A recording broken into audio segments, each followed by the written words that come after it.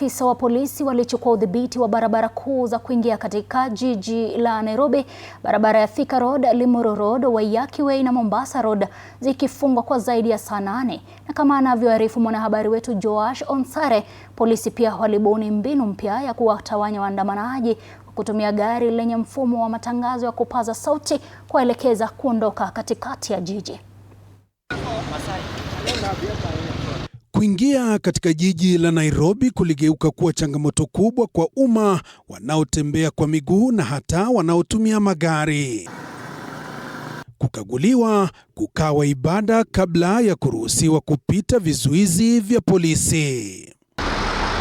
Idadi kubwa ya maafisa wa polisi ilitumiwa katika barabara za Thika Road, Kiambu, Limuru Road, Waiyaki Way na Mombasa Road.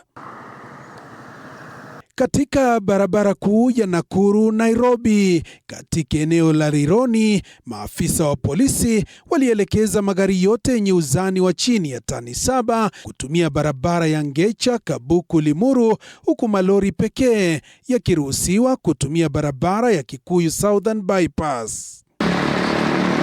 Watumiaji wa barabara, wakiwemo waendeshaji wa mabasi ya masafa marefu, walieleza kufadhaishwa na vikwazo vilivyowekwa na vyombo vya usalama. Yote hakuna inaweza fanya. Na hii barabara ndio inafanya watu wa kule hapa ndio tujisaidie. Sasa mimi naomba tu kama ni mzuri serikali akae na vijana, kama iko shida wasuluhishe ile maneno iko. Wao walikuwa nasafiri kwenda Mombasa. Walikuwa na connect bus kutoka Nairobi waende Mombasa. Sasa sijui itakuwa namna gani, kwa sababu sasa hapa hatujui tutakaa muda gani. Shirika la Amnesty International limelaani kufungwa kwa barabara na vikwazo vya usafiri vilivyowekwa katika baadhi ya maeneo nchini, likisema hatua hizo zinakiuka haki za wananchi za kutembea kwa uhuru, kufanya kazi na kuwaenzi waliofariki. Amnesty International imesisitiza kuwa taifa linalowaenzi mashujaa wake halipaswi kuwazuia wananchi wake kuingia na kukusanyika katika jiji lao wenyewe.